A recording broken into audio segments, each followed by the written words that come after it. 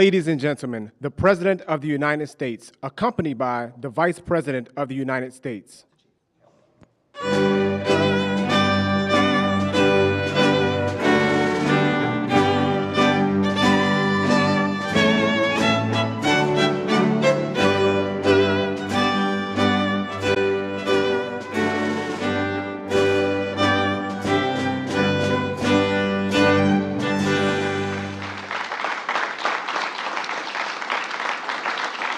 Good afternoon, everyone. Good afternoon. Please have a seat. Good afternoon.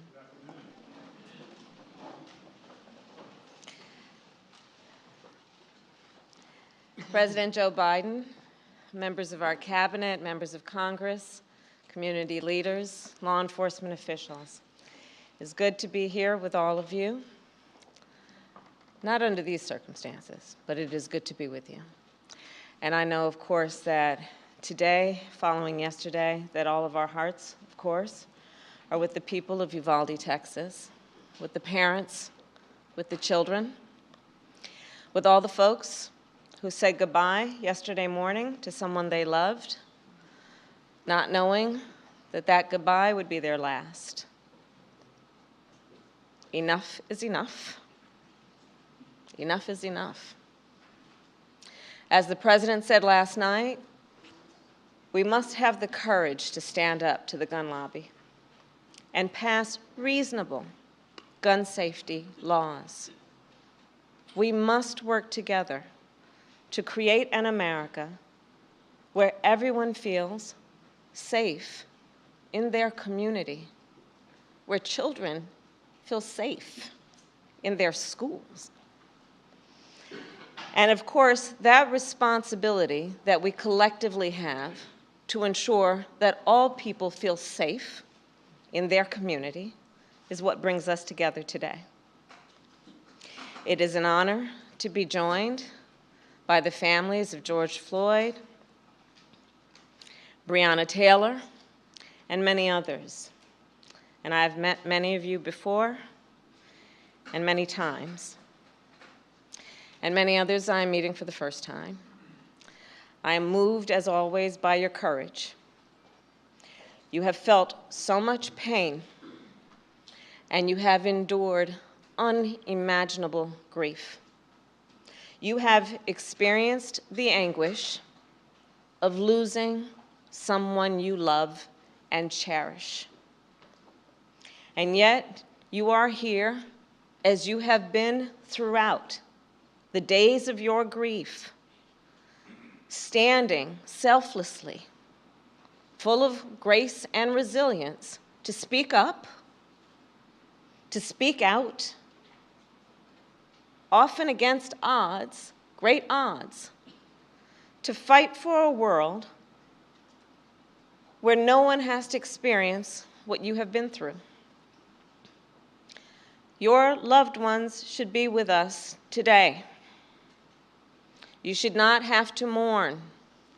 You should never have had to mourn in order for our nation to feel your pain and to understand what is wrong and to agree that something must be done. I know it is a particularly difficult day for the Floyd family. 2 years ago today, a brother, a son, a father was taken from you. We will never forget what happened that day. The eyes of the world, literally, were on what happened that day. And collectively, we remain horrified by what we witnessed. And we are here today in memory of George Floyd and all those we have lost to take action. The law enforcement office of our nation, well, they swear an oath to protect and to serve, and the vast majority do so honorably. Yet we know, too often, when there is a use of biased policing and excessive force, when that occurs, it too often is not met with accountability. Denying equal justice, not just to individuals, but to whole communities, and therefore to our nation as a whole. Trust between law enforcement and the communities they serve is critical to ensuring public safety.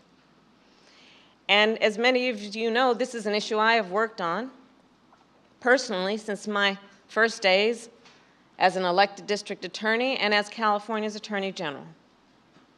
As a United States Senator, I, together with Senator Cory Book, Congresswoman Karen Bass, introduced legislation to advance much-needed reforms.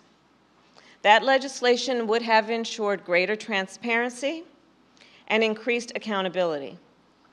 We later named it the George Floyd Justice and Policing Act.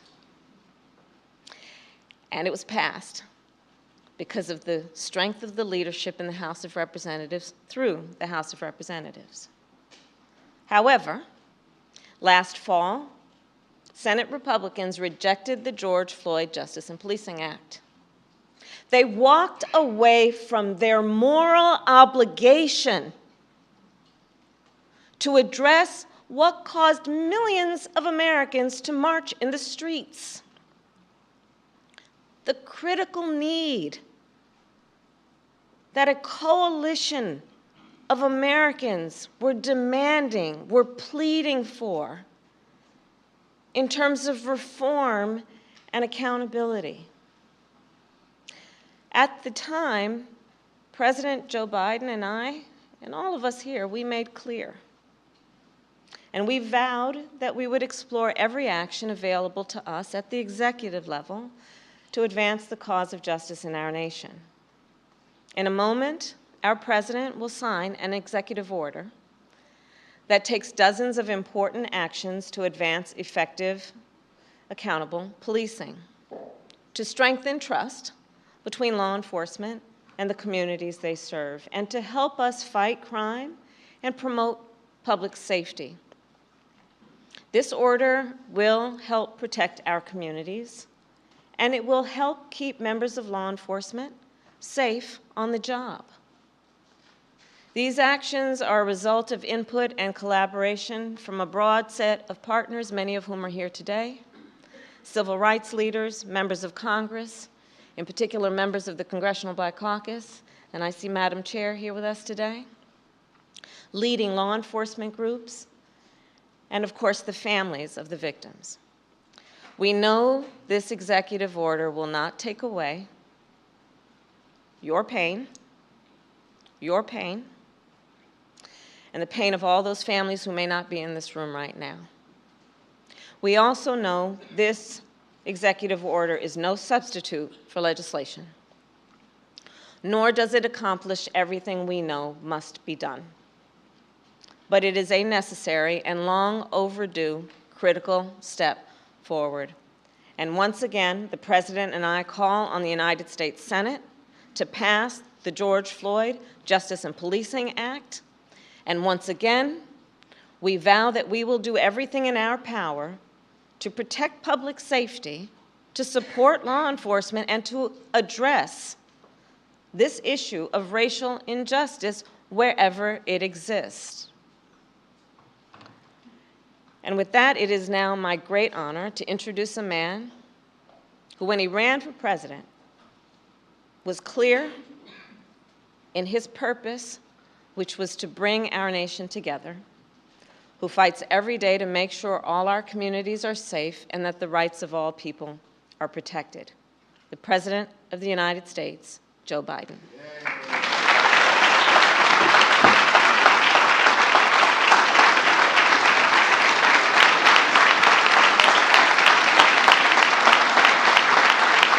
Thank you. Thank you, thank you, thank you. Good, thanks, please. Thank you all.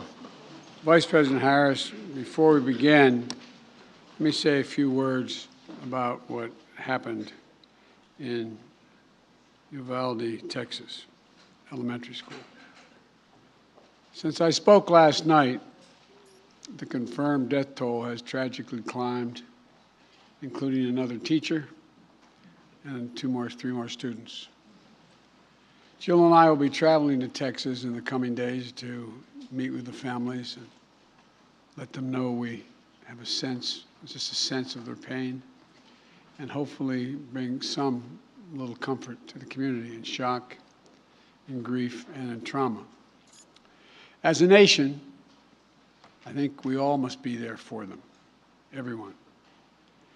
And we must ask, when in God's name will we do what needs to be done to, if not completely stop, fundamentally change the amount of the carnage that goes on in this country?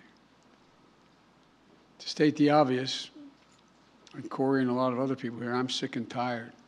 I'm just sick and tired of what's going on and continues to go on. I spent my career as chairman of the Judiciary Committee and as vice president working for common sense gun reforms. As I said, as a senator and a vice president. While they clearly will not prevent every tragedy, we know certain ones will have significant impact and have no negative impact on the Second Amendment. The Second Amendment is not absolute. When it was passed, you couldn't own a cannon. You couldn't own certain kinds of weapons. It's just always been limitations. But guess what? These actions we've taken before, they saved lives, and they can do it again. The idea that an 18-year-old can walk into a store and buy weapons of war designed and marketed to kill is, I think, just wrong. It just violates common sense. Even the manufacturer, the inventor of that weapon, thought that as well. You know, where's the backbone? Where's the courage to stand up to a very powerful lobby? But here's one modest step. The federal agency that measures and ensures that gun laws are enforced and the Second Amendment is abided by, the Bureau of Alcohol, Tobacco, and Firearms Explosives, the AFT, has not had a Senate confirmation leader for 7 years because of these disputes. For 7 years, been out without anyone in charge. I nominated a supremely qualified former prosecutor who has broad bipartisan support from law enforcement and the community overall. His hearing was held earlier today, I should say. The Senate should confirm and without delay, without excuse, send the nomination to my desk. It's time for action. We're here today for the same purpose, to come together and say enough, to act. We must. Vice President Harris and members of the Cabinet, members of the Congress, civil rights leaders, law enforcement officers and officials, distinguished guests, especially the families missing a piece of their soul, including the family sitting in front of me and the beautiful young girl who told me, my daddy's going to change history. And he will, honey. He will. They've lost a piece of their soul 2 years ago as well. You know, I know events remembering your loved ones, even though they're met with great reverence, are really hard. Everything's come back as if it was happening yesterday. But in your own ways, you've each of you, whose family's been victimized, have summoned the courage to find purpose through your pain, to stir justice that's been too long dormant, and to give hope while in need of hope yourself. That's why the executive order I'll be signing today is so important in my view. It's a measure of what we can do together to heal the very soul of this nation, to address profound fear and trauma, exhaustion, that particularly Black Americans have experienced for generations, and to channel that private pain and public outrage into a rare mark of progress for years to come. 2 summers ago, in the middle of the pandemic, We saw protests across the nation, the likes of which you hadn't seen since the 1960s. They unified people of every race and generation. Athletes and sports leagues boycotted and postponed games. Companies and workers proclaimed Black Lives Matter. Students staged solidarity walkouts. From Europe to the Middle East to Asia to Australia, people saw their own fight for justice and equality, what we were trying to do. The message is clear. Enough. Just enough. Look, almost a year later,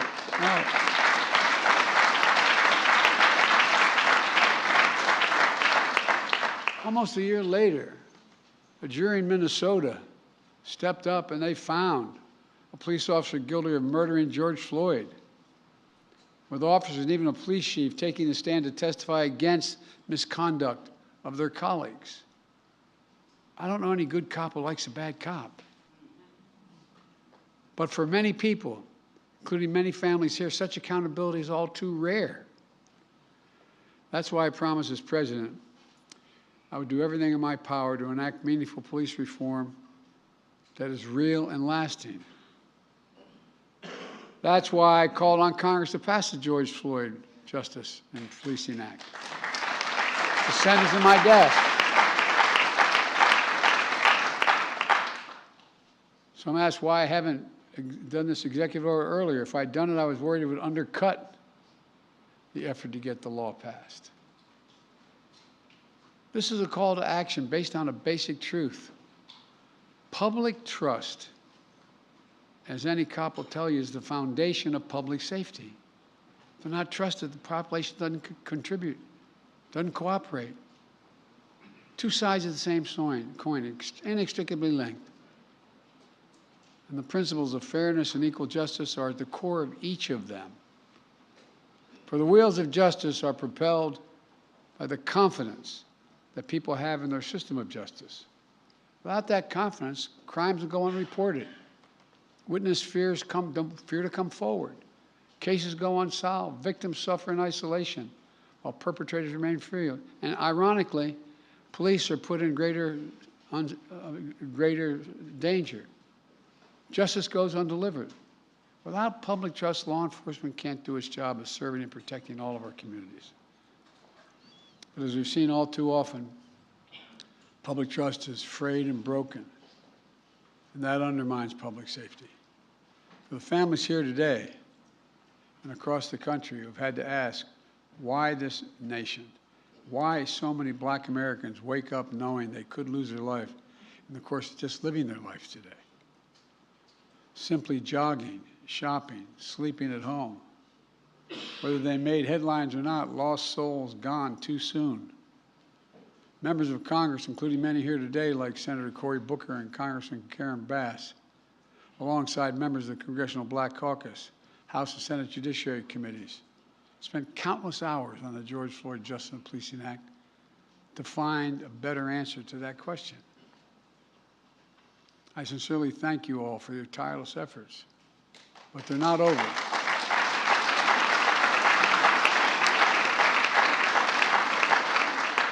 The House passed a strong bill.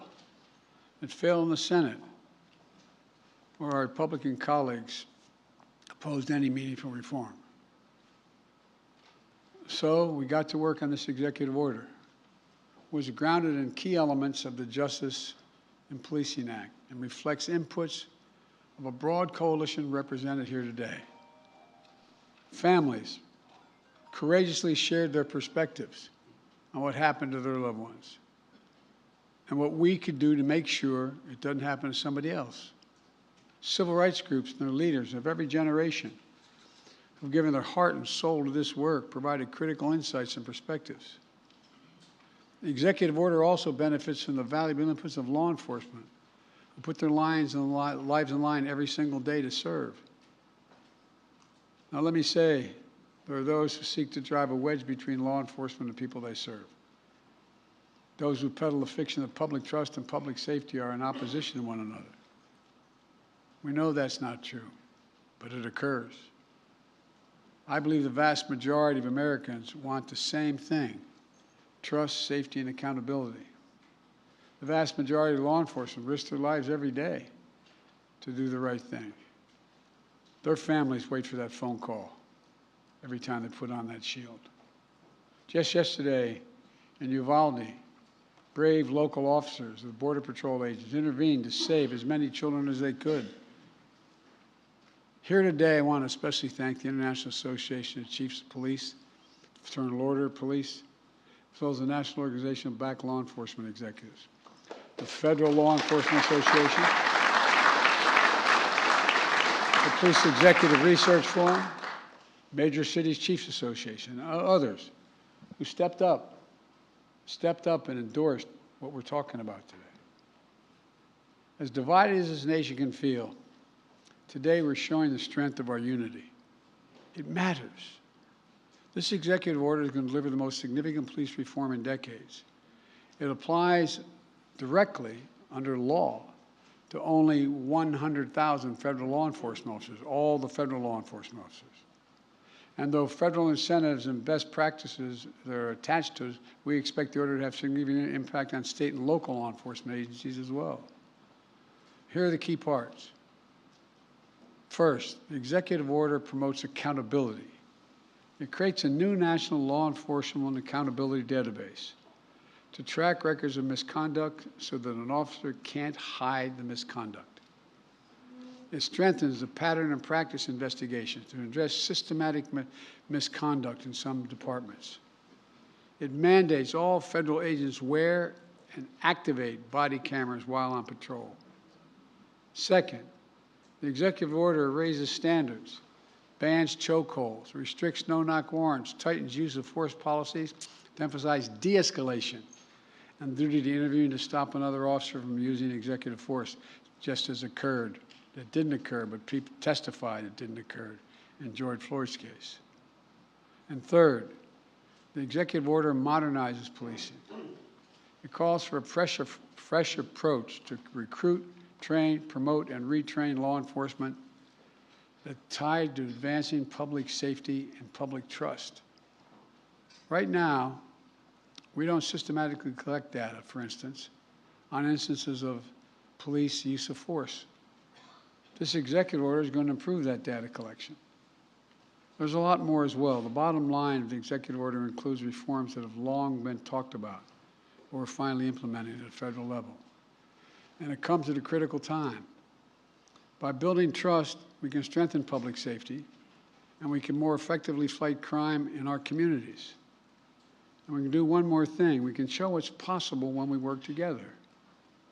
Look, I know progress can be slow and frustrating. And there is a concern that the reckoning on race inspired 2 years ago is beginning to fade. But acting today, we're showing that our dear friend, the late John Lewis, Congressman, wrote in his final words after his final march for justice in July of 2020, he said, "Democracy is not a state, it is an act. Democracy is not a state, it's an act, an affirmative act." And today we're acting.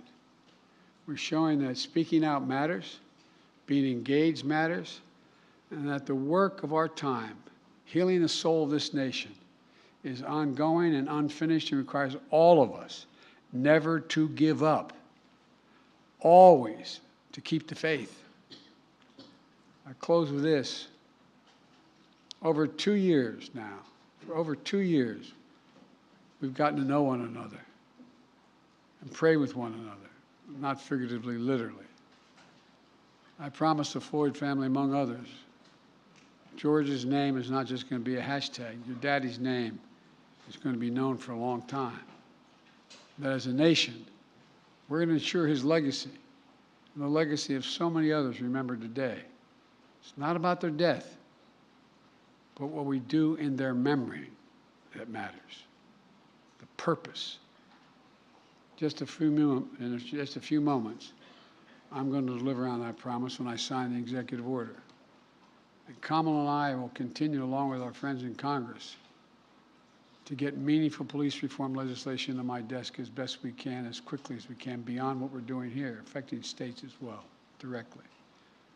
On this day, we're showing the America we know we're a great nation because the vast majority of us are good people.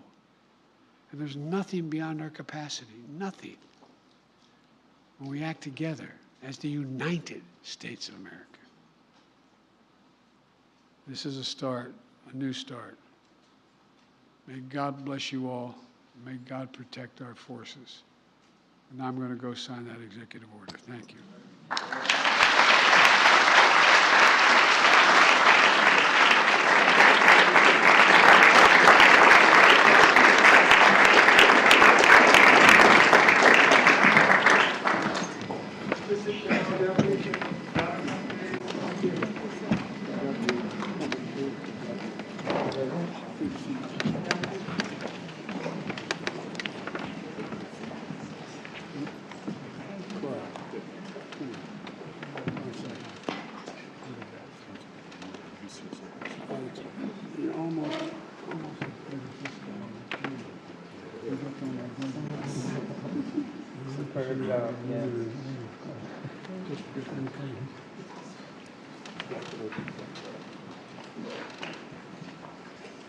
We're about to sign Advancing Executive Accountable Policing and Criminal Justice Practices to Enhance Public Trust and Public Safety.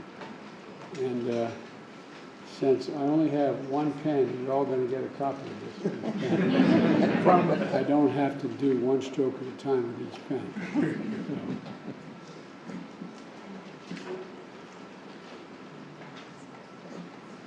God willing, it's going to be done.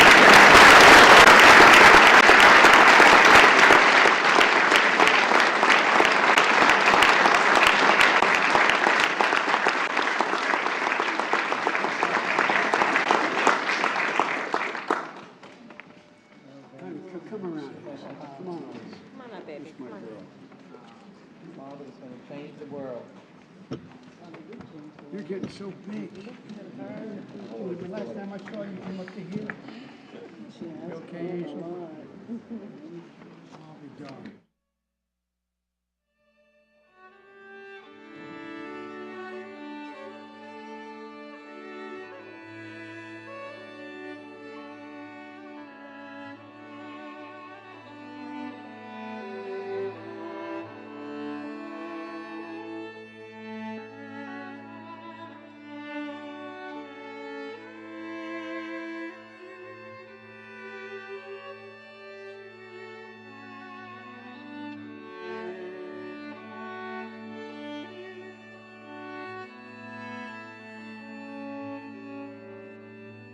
He said, my daddy will change the world.